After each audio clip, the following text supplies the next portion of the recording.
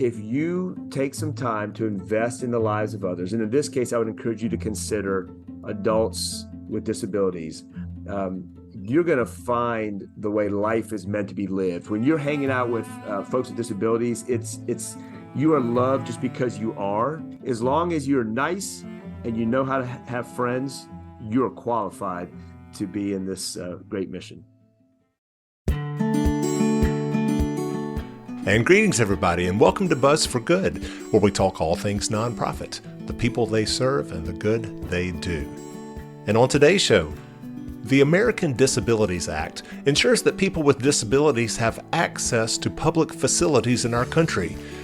But for our brothers and sisters with an intellectual disability, those on the autism spectrum or with Down syndrome or traumatic brain injury, when it comes to ensuring opportunity in terms of meaningful employment and independent living, and ensuring community with enriching relationships with others, that's unfortunately left to families and caregivers. And, thankfully, nonprofits. On today's show, we are featuring 3 nonprofits: Masterpiece Alliance, No Bounds, and the nonprofit that is partnered to one of Roanoke's most popular coffee shops, Chris's Coffee and Custard, that inspire and serve adults with intellectual abilities to thrive and achieve their full potential socially, emotionally, and academically. I am Michael Hemphill, creator and host of the TV show Buzz that airs on Blue Ridge PBS every Wednesday night at 7 p.m. You can watch all episodes of our show on our YouTube channel at Buzz for Good. Also stay connected with us on Facebook, Instagram, LinkedIn, and YouTube at Buzz for Good. Our website is buzzforgood.com, and our 34th episode and the finale of our 3rd season airs this Wednesday, July 26th at 7 p.m., starring the Community Foundation of the New River Valley. And we are hosting a free community watch party at the Moss Arts Center at Virginia Tech on July 26th. The event starts at 5:30 p.m. More information on my website, buzzforgood.com. That's buzz, B-U-Z-Z, 4 good.com, under events. I want to take a moment to thank our sponsors, the Roanoke Cultural Endowment, working to provide a long-term funding solution for Roanoke's arts and cultural organizations. Partners in Financial Planning, a Southwest Virginia-based financial management firm, partnersinfinancialplanning.com, and our newest sponsor, Friendship Living, a senior living community serving Southwest Virginia. More at friendship.us. And today we are going to start our conversation on nonprofits serving adults with intellectual disabilities with Scott Habib, who in 2019 founded Masterpiece Alliance, which works to provide community for adults and their caregivers who often struggle to connect with others. And I start by asking Scott to share what inspired his mission. I don't think I ever imagined my life being one that was wrapped up in the world of intellectual and developmental disabilities. But this is where God has brought me, and it's really exciting. I think I got to this place from a few different avenues. I've been a public school educator for 26 years, and so in that realm, obviously I encounter a vast array of disabilities and a vast array of people and families who are dealing with the disabilities world, and also have really come to see that after high school, after the age of 22, when folks with intellectual and developmental disabilities are no longer eligible for services through the K-12 school system, lots of times there's just nothing there. Yeah. So that's one avenue. Another avenue that's brought me into this world is my own daughter. I have a wonderful, beautiful 25-year-old daughter who's on the autism spectrum, and she is the greatest instructional assistant in the history of preschool. She works in the public schools here in Salem as well. She's phenomenal there, but that has been a challenge. It continues to be a challenge, just navigating the world while living on the autism spectrum. And then the third way I came into this world was really pretty cool, but my oldest daughter, who's currently 28, when she was a sophomore in high school, ended up going in the summer after that year and served as a buddy at Capernaum camp. And Capernaum is part of the ministry of Young Life, and it's Young Life's ministry to adolescents with disabilities. And she went on this week, and it was the greatest week ever. She had been to Young Life camps before as a high school Young Life camper, and they advertised themselves as you'll have the best week of your life. And she had the best week of her life until she went as a buddy to serve alongside a peer who had disabilities. And that was the best week of her life. And she came back and she was so excited that our family, who had been involved with Young Life for decades at that point already, but we did not know about Capernaum. And so we jumped into the Capernaum world with her here in the Salem, Roanoke area, and just absolutely realized this is where we belong. This is the most life-giving, just freeing, fun, loving environment. And so all of that sort of came together to cause my family to just have a passion for serving the needs of folks with disabilities and their families. Beautiful. Was it your older daughter's sister's story that inspired her to go to that Capernaum weekend? No, it actually wasn't. It was really just kind of this providential moment where I was listening to a book on tape about a father who tried to help his daughter live a great story. And then I got a phone call from someone who was organizing the camp trip. And I thought, well, maybe this would be a great story for my daughter to live. And just sort of one thing led to another. But at this point now, they're all really tied together on a very personal and experiential and level. And it's been wonderful.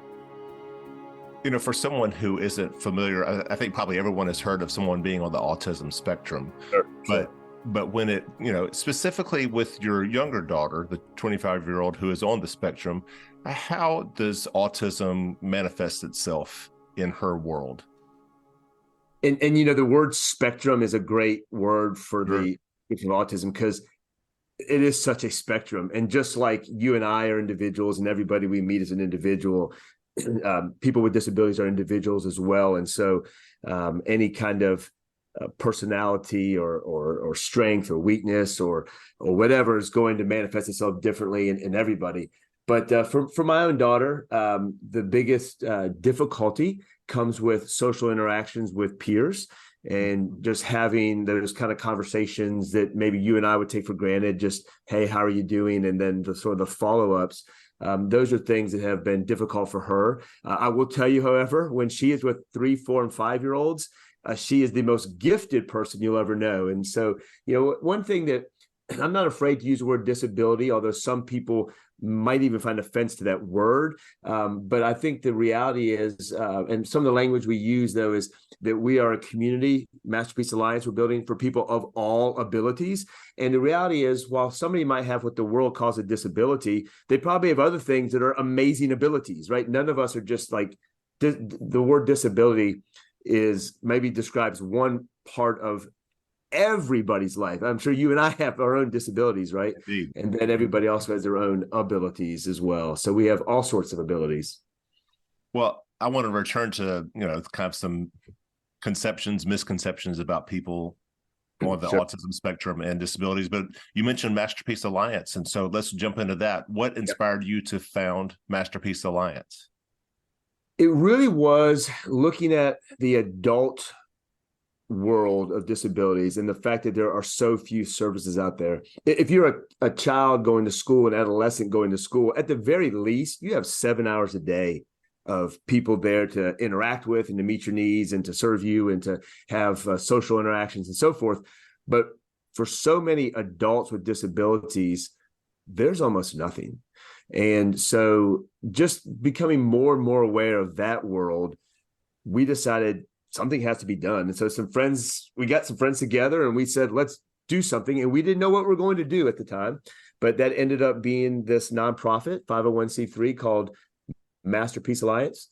And it has developed into some really exciting things, including a phenomenal community for folks of all abilities, in particular adults with disabilities. It's really been neat. And once again, joining me here on Buzz for Good is Scott Habib, who is the founder of Masterpiece Alliance, a nonprofit that provides a lot of opportunities for people and families who struggle with intellectual disabilities. The name Masterpiece Alliance, how did that come about? Yeah, actually, the group of us on the board sitting around a table at Stonegate Swim Club one summer, trying to come up with a creative name. But where we landed on was really the word masterpiece is the key. And the Ephesians 2:10, there is one version of it where it says, we are God's masterpiece. And just love that idea that we as people, all people, regardless of what sort of abilities or disabilities you might have, we truly believe that all people are masterpieces, these beautiful, perfect creations of God, that there aren't mistakes, And so that really is, that idea drives us, and we carry that into our mission of this, not that we're out there to try to fix someone's disability, but instead to help everybody realize that you are a masterpiece and that you have a purpose, you're created for a reason, you have an ability to make the world around you better, regardless of whatever your abilities might be. And then, of course, we're an alliance because we're all friends together, right? Mm-hmm, mm-hmm. Well, that makes me think of your daughter's story, how, you're not hesitant to use the word disability in terms of her being on the autism spectrum, but at the same time, you're also quick to praise her ability, which is, working with a preschool age audience. And that's an ability that is a disability for a lot of people in this world, the inability or disability to be able to engage with that particular demographic, or myself included in that. Yeah. Right. So it's a beautiful term, Masterpiece Alliance. And the website for those who are interested in learning more is what? It is Masterpiece Alliance. So just obviously all one word, masterpiecealliance.org. Awesome. And once again, here on Buzz for Good, that's Scott Habib, who is the founder of Masterpiece Alliance. So specifically, what does a typical week or a month of Masterpiece Alliance look like? Well, it is an evolving process that keeps getting more and more exciting. It starts, however, with our vision. So, let me back up just a moment. Something that listeners may not know, or many people may not realize, is that when you have a disability, or when you are the family of someone with a disability, life can be very isolating. I think it's probably pretty common. Everybody knows someone with a disability of some sort or another, but many people are unaware that maybe you see this person at school, or you see this person at church, you see this person in a workplace setting, but what you might not understand is how isolating the rest of this person or this person's family's life might be. Many of our friends with disabilities literally have no friends, or no social interactions, or no community. And many of their families spend almost all their time and efforts trying to create opportunities for their either child or adult child with disabilities. So there's a reality that there's a lot of isolation in the disabilities world. And so we have a vision, which is let me jump in there real quick, Scott, because I'm wondering, I would assume you and your wife personally experienced that pain, that frustration in trying to, find community for your daughter, have her find a friend at school, those types of things. We have, and one thing that we learned is that we can't, and this is true for all of our children, we have 4, is you can't attach your own personal desires onto your children, right? So just because your children aren't experiencing what you might want to experience doesn't necessarily mean they're upset by it. And so, but there was a point, actually, I remember when my daughter was in first grade, and my wife drove up to her school, and the kids happened to be at recess, and all the kids were playing together, but our daughter was sort of sitting by herself. No one's being mean to her or anything like that, but just sort of playing with, I think, some rocks or something like that. And it just looked, from our vantage point, as very sad and hurtful that our child wasn't playing with the others. And I remember her first grade teacher saying, relax, she's okay. She's happy with what she's doing. So there is we in our journey has been one of allowing our daughter to sort of be who she is, but then our family is very well connected to community as well. So she is part of that. But yes, you are correct. There are times in our family's journey when we are concerned about community for all of our children, frankly. Yeah. But now I'm sorry, continue then with kind of how Masterpiece Alliance helps those people. Yeah. So our vision statement, and by vision statement, that would be our preferred reality. Our vision statement is that no person with a disability or the family would have to live in isolation. So we set about with a journey of, well, what does that look like? How do we help bring that to be? And we've talked to a lot of folks in the disability world, and this one person in particular, she has some very wise words. She said, jobs are wonderful and housing's wonderful and all these different services can be wonderful, but what people really need is a community. So that really resonated with us. And we said, all right, we're going to start a community. So what is a community? A community is groups of people getting together, doing things together. So we have just started by creating opportunities to get together.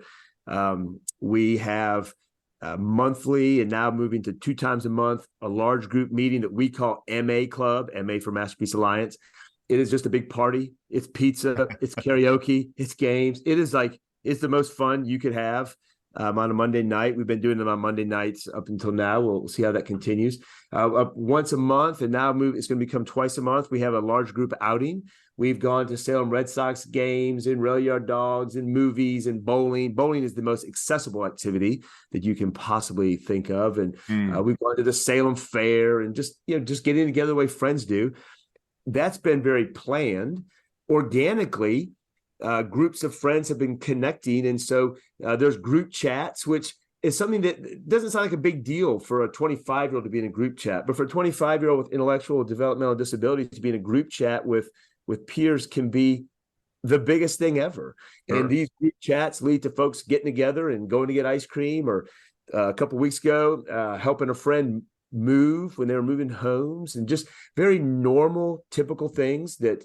Because I would think that maybe prior to Masterpiece Alliance, a lot of the relationships or communications between adults with an intellectual disability were really prompted or coordinated by families or caregivers. And now it's being initiated and sustained by the individuals themselves, which I would imagine is pretty exciting. You summed it up perfectly. And that's what 20 and 30-year-olds and 40-year-olds should do, right? They should have friends their age they interact with. And the reality is, these parents you said would sort of initiate this sort of interactions. Then other folks have families that don't initiate interactions. And those are even the saddest cases where you have maybe a 25-year-old with some type of disability who just kind of sits at home and does nothing. But now, and I have friends who fit that category, who now on a regular basis are going to see movies with friends. One of the things we did, because we had generous donors, is we were able to hire someone on a part-time basis a year ago, and her name is KJ, and KJ is wonderful. We sent her basically to be a missionary to adults with disabilities. So by that, we meant go wherever adults with disabilities are, make connections, build relationships, build friendships. She started inviting her friends into this mix, which caused us to have a team of leaders and volunteers. And that has just kind of grown and grown. And so we really are a community of all abilities. So there are a whole bunch of folks with disabilities, or what the world calls disabilities. But then we have KJ and this team of volunteers, and they're literally just all friends together. And it is such a life-giving group of people, and it's large and growing. Wonderful. Again, joining here on Buzz for Good is Scott Habib, who is the founder of Masterpiece Alliance, a fairly new nonprofit founded in 2019 that works to provide community for adults with intellectual disabilities. You're talking about the outings that you have had with Salem Red Sox games and rail yard dogs and Salem Fair. It reminds me of the very first episode of Buzz, our TV show that we produced way back in 2020, where we were featuring Southwest Virginia Ballet. And we interviewed the mother of a child who's on the autism spectrum. And she was saying how, when it comes to bringing her child to any kind of public performance, especially one that requires the audience to be quiet, that she just eventually stopped doing it because, just people would kind of look angry when her child would have a kind of an outburst due to, how autism affected her child. But Southwest Virginia Ballet, hearing this, and Pedro Zelay, the artistic director there, is just a phenomenal individual. He allowed and opened up the dress rehearsal for the Nutcracker to people with intellectual disabilities. And so they all got to get together and enjoy the performance without feeling self-conscious about how, their children or they were, quote, behaving. Mm-hmm. And I never thought about, kind of the lack of opportunities or just the kind of the public's reaction to people with intellectual disabilities, and how that kind of limits them because we don't embrace those individuals as well as we should. Yeah. There is the ADA, Americans with Disabilities Act, and being compliant with that, which is a wonderful thing. But there's a world that needs to grow much beyond the ADA, right? Like it's not enough to just make sure a wheelchair can get into through a doorway, or just make sure that, someone has a railing.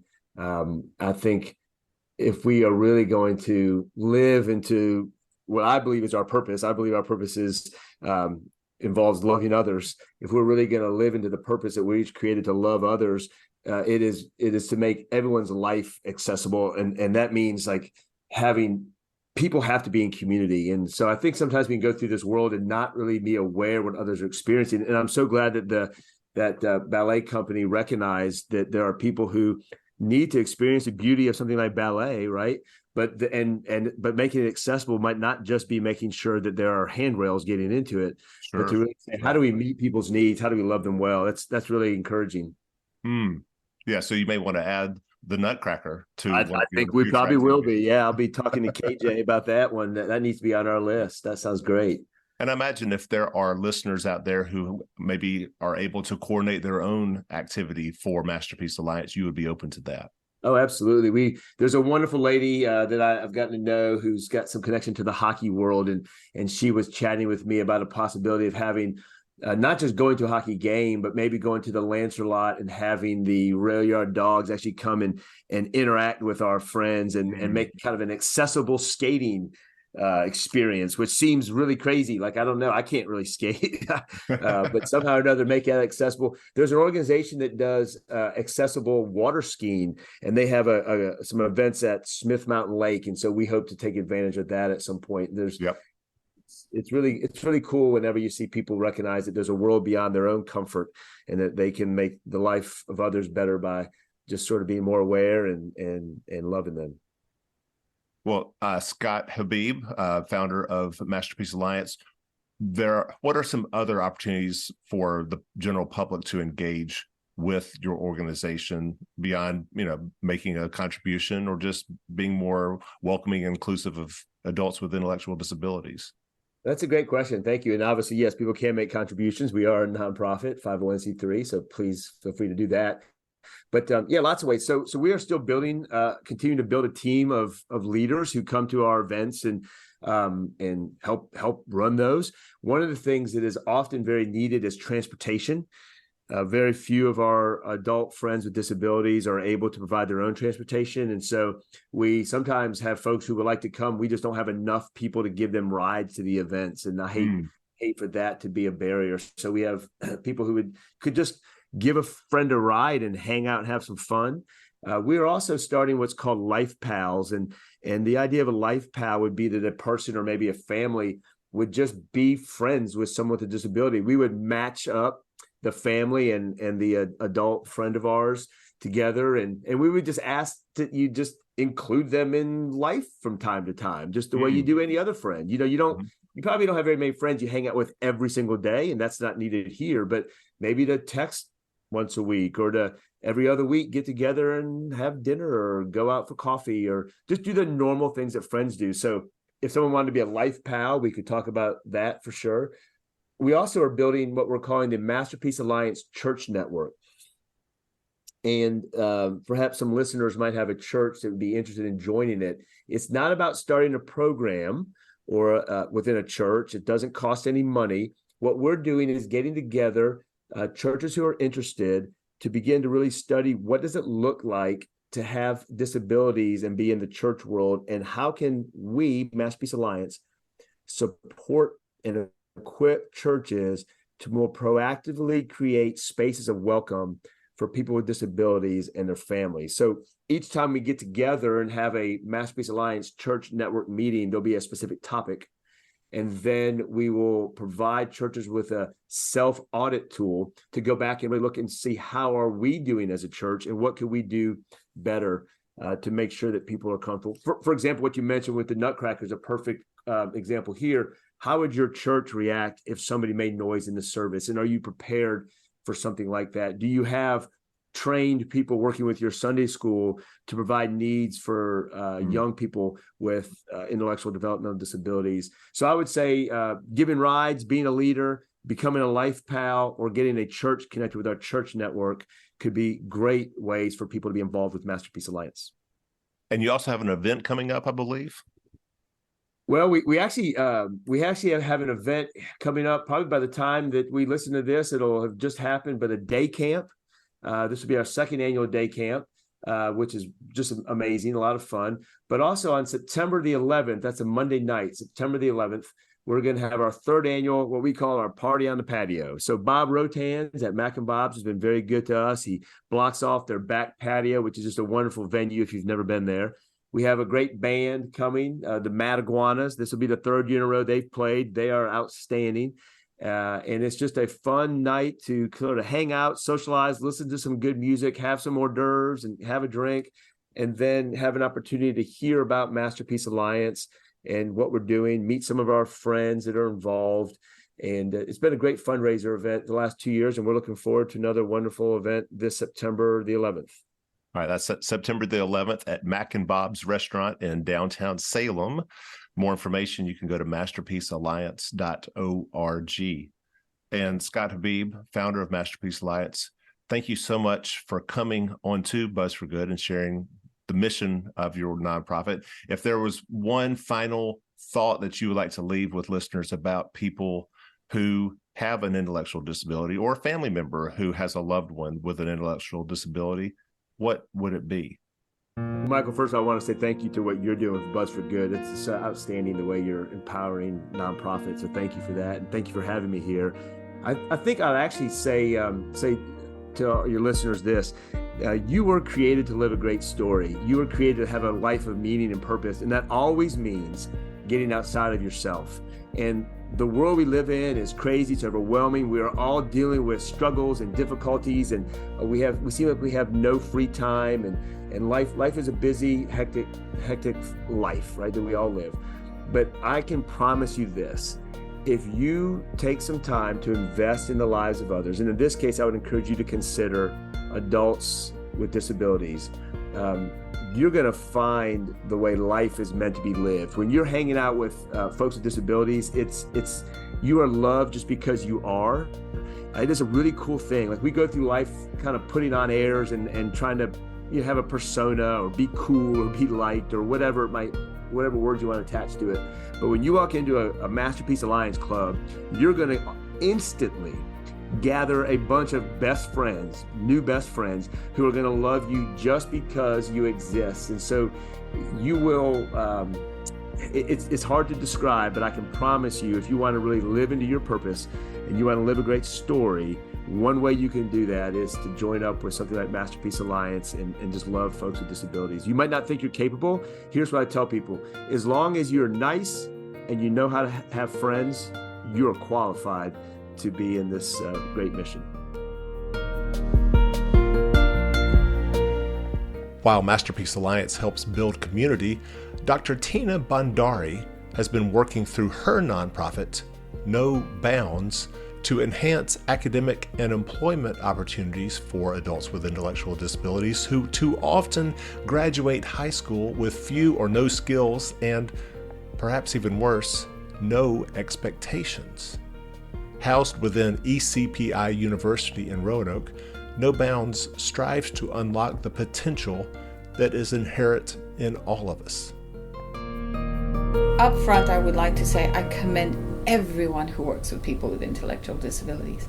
It is a noble and very, very satisfying field to work with these folks, because they are kind and generous and very sweet in nature.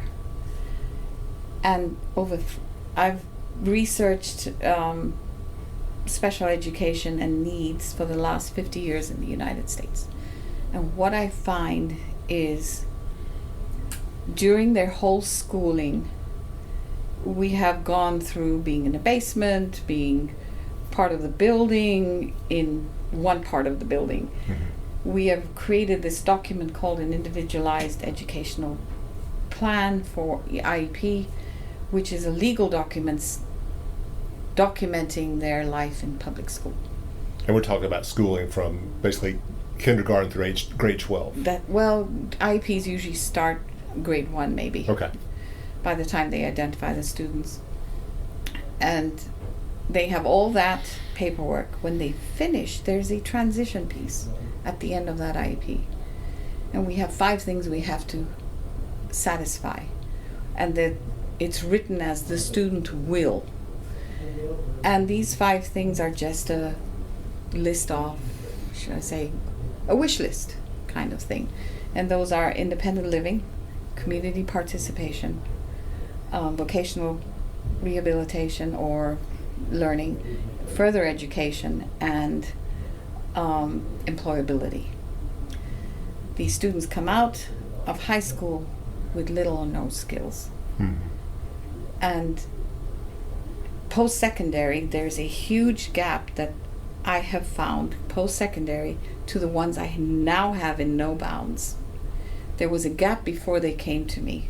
So they experienced after school what life would be like. The parents, the families experienced all that. And it's well and good. Their schedules were filled with social stuff, which is commendable. All these little pots and places that are doing social things with these folks is kind, it's sweet, it's good. But we have adults with 2 good hands and 2 good legs. Yeah. They're capable of much more. And we have always allowed, the problem is, with having done it this way, they have not built in, like you and I have, work stamina and work ethic. Because they've always been, it's okay. If you're tired, it's okay. Right. It's okay if you're having a meltdown, have your meltdown, and we'll go back to it later. It's never been, this meltdown needs to be negotiated. We need to navigate through it so that next time it doesn't last this long. So work on their actual issues and challenges have not been navigated or processed. So you're saying that people with a common misconception of maybe someone with an intellectual disability like autism is that we don't view them as capable of achieving their full potential. Yes, I would have to say that. And you have to think of it. Let's say, I don't know how many people remember their biology, but they're called, now we call them neurodivergent. What does that actually mean? Their nervous system, as they grew, had pathways that we, you and I, do not have. So they are wired differently. Can we rewire them? We can. We can't, like I can rewire, you can train your brain to do a lot of things. They can too, but we've not seen it that way. Sure. And so with the students I have quite a few with autism, just doing cognitive behavioral therapy, making them understand who they are. I also do personal crisis prevention intervention. Crisis prevention intervention in special education is how to calm down a student having a meltdown. I'm doing personal crisis prevention intervention. Navigate through your problems, your issues. What does that mean? You're having a meltdown. All right, have your meltdown, now tell me what to do. Yeah. And what are we going to do to fix this? Because you can't be like this as an adult. Right. So I'm trying to fill the gap of their internal, I'm a 5-year-old, to I'm an adult body, and try and bridge that gap. Sure. And so we have to look at them like adults who need a little more push to their potential. And because we haven't found their potential all those 12 years or 13, 14 years in public school, which is not their fault. Yeah. It comes down to training. Then, you know, this program is really built to do that. That's how I'm building it, is how do we navigate through all this? All right, well, once again, I'm joined here on Buzz for Good by Dr. Tina Bandari with No Bounds, and their website is no-bounds.org, a program that is housed within ECPI in Roanoke. And No Bounds basically provides opportunities for people with intellectual disabilities after high school to achieve their full potential when it comes to education. And sometimes I think we feel as though we as a society have accomplished our goal with someone on the autism spectrum, for instance, or with Down syndrome or some other intellectual disability by just having them be able to hold a job. But holding a job and holding the job that someone is fully capable of doing, perhaps there's a difference there. That's what you're trying to help. Correct. So when I first started No Bounds, the students came to me and they had only 7 minutes of focus, literally. So they have been out of school for maybe 4 or 5 years. Right. And they've lived a social life. Special Olympics is a huge component to what we do as well, but Special Olympics is, if you play that sport, you go for those practices, you go for the games, that's it, it's done, and then next year you meet again. And then lots of other folks do social things to get them out into the community participation. Yeah. That gets fulfilled very easily. But the independent living, vocational training, educational, and employability do not. Yeah. So that 7 minutes I had to build. And it was building by doing academic things, because academically is rewiring your brain to think critically. They are very, very black and white. Right. There's no abstract. It has taken me 4 years to get that same group that started to be thinking critically. And so that when we had our award night, I have one student with a pacemaker who was told he'll never learn to read and write. He is now reading at a 3rd grade level, but he could never answer questions correctly. He had no idea how to apply the question to an answer. And now he's the first one to answer any comprehension questions. We never thought he could. Yeah. And I don't think his family did either. So it takes time. Because how many years have we put aside that we didn't, because we were saying it's okay to be here, which it is, but now how can we be better? Yeah. And now we're building that. It takes time. They're on their own schedule now. As an adult body, they're on their own schedule. So building that in has taken me some time. Yeah. Some of them takes 1 year. Some of them it takes 3 years. We have one with a traumatic brain injury, had an accident at 7 years old. I got in 1.5 years ago. And whatever was retained before the accident, we are using that to build memories for him, because that's where traumatic brain injury does. It blocks memories. So making them understand who they are was using his 5 senses. When I started using his 5 senses to remember things and to build memories, it clicked to me. He can be a Montessori trainer for kids of his own who've had the same issue, traumatic brain injury. Yeah. And so he's going to be trained. We're going to teach him, his own movements are still shady, but by him doing it, that's how you train Montessori. You, little kid, watch me. Yeah. I'm going to do it, now you're going to mimic it. Oh, wow. And then build in critical thinking as the child does it over and over again. It starts saying, well, I can do this as well with this. Why am I always doing this? Then you've hit the spot. The traumatic brain injury begins to create its own pathways. Once again, joined here on Buzz for Good by Dr. Tina Bandari, who founded the No Bounds program that is housed within ECPI University here in Roanoke. Share a little bit about your background and how you came to found No Bounds. Whew, that's a long story. I'm trying Well, try to make it a short story. I'll synthesize it. Yeah. I was born and brought up in East Africa. I lived among people who were disabled and hidden. My father and my mother were both philanthropists. So my father was, find the good in them, find the talent, and they will succeed. And I watched him do that with someone, and it stuck in my brain. Yeah. So maybe that's what generated and triggered in my entire life. When I was a teacher, my mother was a teacher. She would tell me, you're as good as your lowest kid. So go figure that out. Same as a parent, you're as happy as your unhappiest child. That is correct. So I founded my teaching that way in East Africa. You don't have special needs classes or people. When we moved to the States, that was my first thing, got my degrees in that. And it felt like seamless for me because it's what I wanted to do. Uh-huh. And that's the same feeling I take to these students. Mm-hmm. What is it you really want to do? It fits. Mm-hmm. Because I knew what that felt like. I got the experience of, this is my pathway, this is my calling, this is how I do it. Now I have to find others. Mm-hmm. And finding that pathway to making someone else do it is what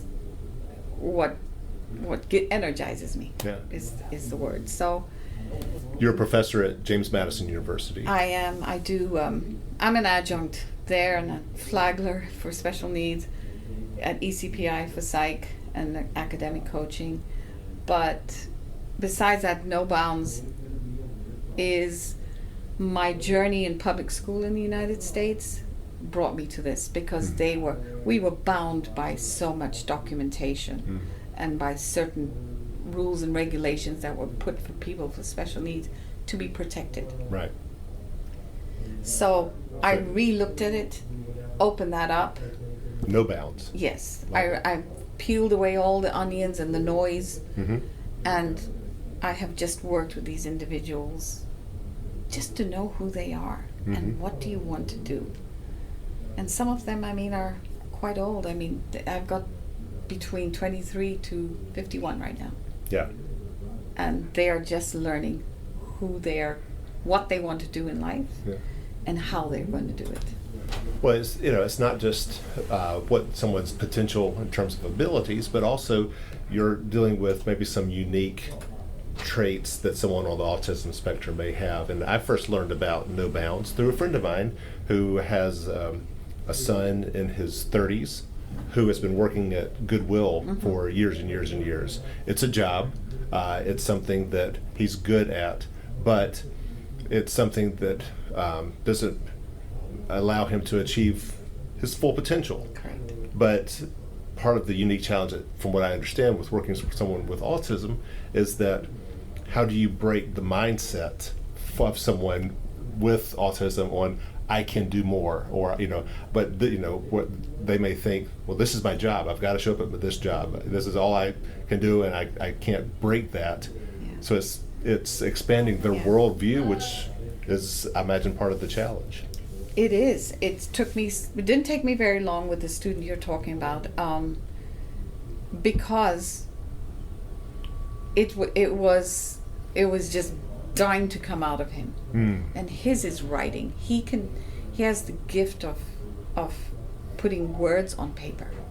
He may not speak them out as clearly and as beautifully, but he writes them beautifully. Now what can I do with that? Right. He's so late in life. Putting him into a journalism class will give him a lot of mud to go through, a lot of whatever. So No Bounds doesn't want to lock them in to university type classes that way. Take this, it's expensive. It's expensive for them. Yeah. And I can't do that to them. These families have not. If you have a child with a disability, do you set them aside money for college? I have found that to be very rare. Yeah. So I wanted them to have a college or post-secondary experience that will open up who they are, what they need to do, and how are we going to achieve that at this point in your life. Yeah. And so with him, it is building a portfolio because he already has a ton of writing. Mm-hmm. So we are building his portfolio to have his writing in some sort of synthesized form, and then we're going to sell him to maybe radio stations or anything in the journalism world. Mm-hmm. And without the credentials, he doesn't need them. Right. So for our award night, our keynote speaker bailed on us. He had an emergency. The night before at 6 p.m., I am telling this student, you are the keynote speaker. Mm. It didn't faze him at all. Wow. Because the words can come out of him. Yeah. Within 2 hours, I had his speech. I edited one word only. Sent it back to him. I said, it's good to go. Uh-huh. He had the entire room in tears. Oh. He literally had the entire room in tears because he's that good. So, am I going to get him a degree? Probably not. But his portfolio is his degree. Mm-hmm. And we need to recognize that. I Yeah. think we've already created a world where they were not accepted or allowed to be in. Mm-hmm. So now this is our world. This Yeah. is who we are. This is our degree. Take us. We need people to employ them. Yeah. Well, maybe not a degree, but you're going to give him a lot of opportunity. Absolutely. Yeah. Yeah. What is a degree? It's an opportunity. That's right. So his portfolio will be his opportunity. For someone who's inspired to learn more about No Bounds, wow, where would they go? www.no-bounds.org. Okay. Yeah. No-bounds.org. That's correct. All right. To go to our programs, we are what we need to do is, like in the addiction world, you have mentors. We are trying to build an army of troopers. TRUEPERS. True person. Okay. I know that there are a lot of social things out there for them to do, like what's Masterpiece Alliance. Masterpiece Yeah. Alliance. But that is just the bottom of it. That's just the first part. Yeah. The second part is, if you look at the research that I have looked at, if there's one thing that pops out, it's loneliness. Mm-hmm. And in the world of psychology that I teach, loneliness is the biggest killer. Yeah. So why do the people with intellectual disabilities not survive many years? Lonely. Mm-hmm. So we need to build networks for them, because one, they're not allowed to drive. So I need troopers who will drive them to their doctor's appointments, Mm-hmm. just say, or wherever they need to go if they cannot use the bus, because they're not earning that much. Yeah. I need academic troopers come in and teach. We will create a course that you are able to teach, and teach them because you have a skill that they need. Mm-hmm. Come and teach it to them. We will add it to our courses and make a transcript for them within that. We need sports troopers. Come in, teach them, come and be one of our coaches for their Special Olympic games. Mm-hmm. Come and teach them golf, football, what you name it. If you have a sport you would like to teach them, come and take your students here, and we'll find a place for you to do it, or you can find a place. Well, Dr. Tina Bhandari here with No Bounds. Thank you so much for coming on to Buzz for Good and sharing the work that you are doing with adults with intellectual disabilities achieve their full potential in the workplace and in life. Thank you for allowing us to say our piece. And for my last stop today, I visited Chris's Coffee and Custard, owned by Beth Woodrum and her son Chris, who has Down syndrome. Chris's Coffee and Custard was founded to provide skills and employment for others with intellectual disabilities. What would you like people to know about you that maybe they don't know about you? I'm a celebrity superstar. Yes, you are. Right, you got your name on a building. Not many people have that. Yeah, I want paparazzi or to go to the runway to the red carpet and take a pictures, all the pictures Uh-huh. of me. That's one thing he did want here. He wanted a red carpet so everybody can come and walk across the red carpet as they came into Chris's. So we do have red carpets with the Chris's logo there at the doors. I love it. Well, why don't we rewind a little bit and maybe just give me the history of Chris's Coffee and Custard for those who don't know about it. Okay. When Chris started in 9th grade, I started looking at different options that there would be for he and his friends once they aged out of school. Yeah. And there wasn't any facility that employed individuals with special abilities just by themselves. So. And what year are we talking about? This was, let's see, he was in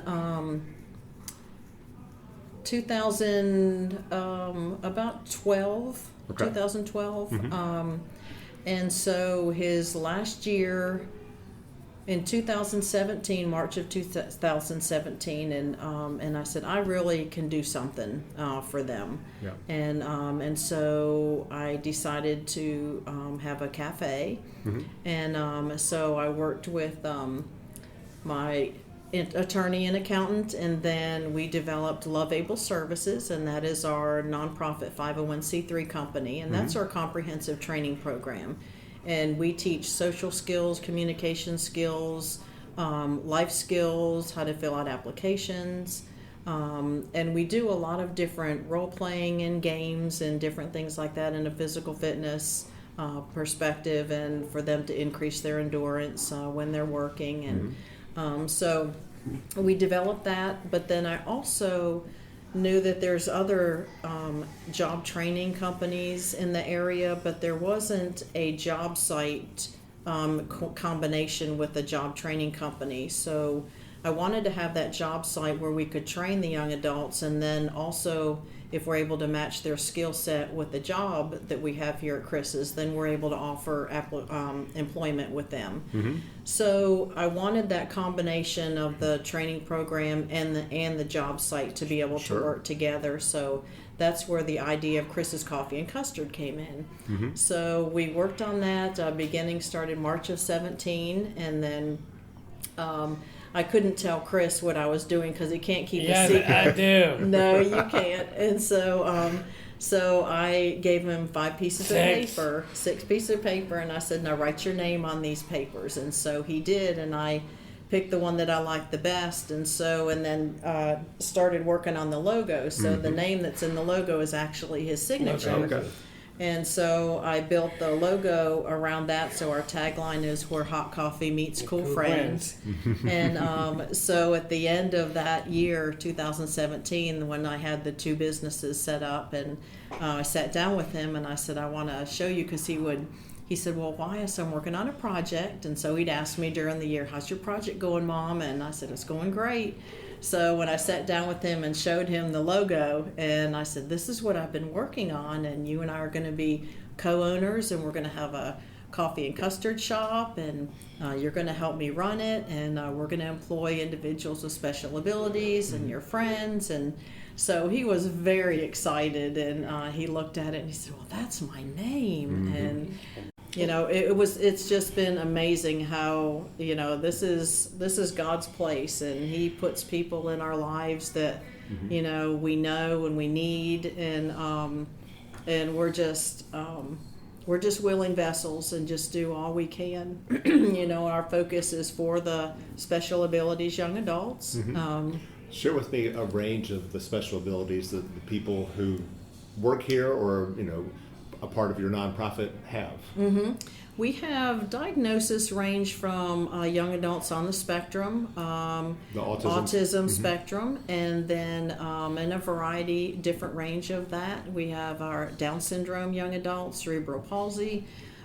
We have a lot of different medical diagnosis as well. So we employ individuals with intellectual, developmental, and physical disabilities as well. So it's just so many different diagnoses that we have working here. What's the most common misconception that people have of someone with an intellectual disability? And maybe it varies by the, whether it's autism or Down syndrome, but what do you wish people knew about Chris and others and their abilities. Well, and I try and teach people our young adults are no different than other adults. They just learn differently or learn at different paces. They can do anything that needs to be done here, and our expectations of them are very high. Sure. And when they say, "Oh, I can't do that, Mrs. Woodrum," and my response is, "Yes, you can." Yeah. And last year we had a lot of people ask if we could get them out and do events. And so we've never been able to do that. So we started doing fundraising last September, and that's what it is for this whole year. Our fundraising is for the Chris's custard truck.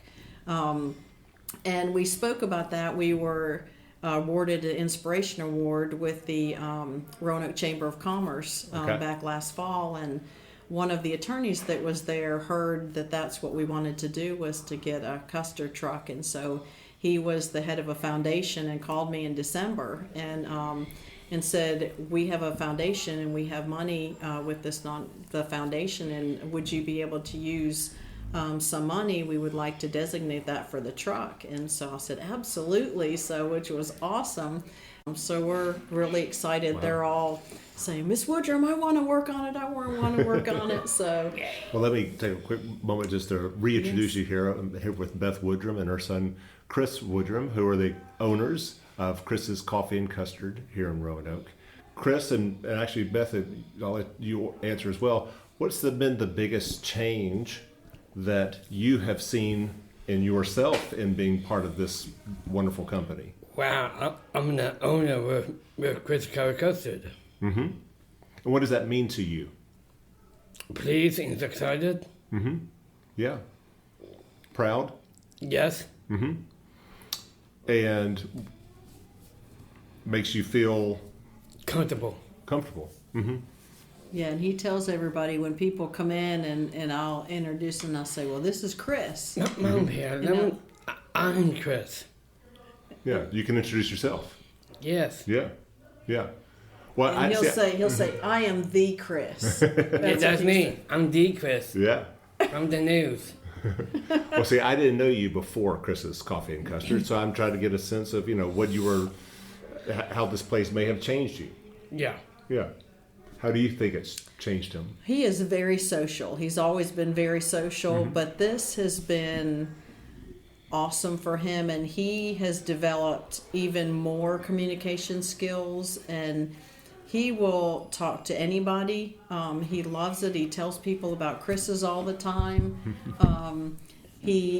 He goes out and delivers the items. He loves it when people bring dogs. Our patio's dog friendly, and he'll go out and loves the dogs. But he knows too that this is his business. So if somebody calls in and he's not working, I call him and he has to come in and has to work. So that's part of owning a business, and he's developed those responsibilities of, needing to take ownership and to take control, and he does that, and he helps people, other young adults, when they need help with it. He'll go over and help them make an item and do a job, and he's really grown and developed and coming into his own, and he's very excited about having the truck where he can go out on the truck and help work that as well.